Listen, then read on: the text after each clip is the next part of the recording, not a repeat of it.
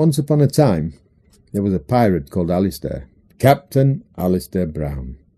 Alistair was a fearless warrior and a handsome gentleman, and even when he became old and ill, he kept plundering ships, as his lust for riches was insatiable.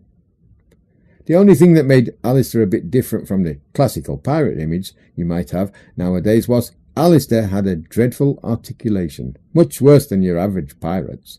He barely ever spoke, and when he did, people had to ask him to repeat himself over and over again, as it was greatly difficult to understand what he was trying to say. The less he spoke, the more he forgot how to speak at all. And of course, the more he forgot, the worse his speaking became. Realizing this, he became increasingly insecure about his speech, so that one day he stopped saying anything at all. By the time he got too old to lift his sword, most of his friends and relatives had forgotten what his voice sounded like. As you can imagine, the question everybody was keen to get an answer to was, where on earth did Alistair keep all his treasures? Nobody knew where exactly Alistair was hiding all that gold and all those diamonds he and his crew raided. A few historians do believe that he had the best intentions to reveal the location of the treasures to his family.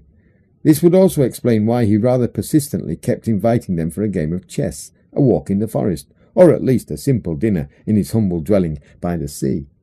But the truth is, none of them seemed all that keen on spending any time with a boring old man, who couldn't even properly tell one about his adventures at sea, had barely read any books in his life, and was generally rather uncultivated. As Alistair became old and ill, everybody did their best to locate his treasures, but they all failed. So when the famed pirate was on his deathbed, his solicitor, Mr. Lawson, gathered all of Alistair's family members together by the pirate's side and asked Alistair to reveal the location of the treasures before it was too late. The old man, not wishing the immense fortune he spent his life accumulating to go to waste, gathered his last forces and opened his mouth. "The treasures are in," Alistair began, but nobody really understood what he said after that. "I'm sorry, Alistair, but would you mind repeating that for me, please?" asked the polite solicitor with a greedy, solicitory smile on his face. Alistair repeated, but to no avail.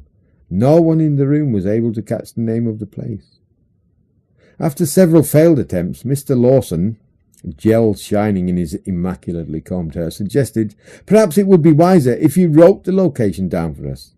He gave Alistair a piece of paper and a quill, and before Alistair's ghost left his body, he managed to scribble one single word. "Yay!" everybody in the family happily exclaimed. "Oh no, I will miss him so much, but yay!" Mr. Lawson took the paper out of the dead man's hand.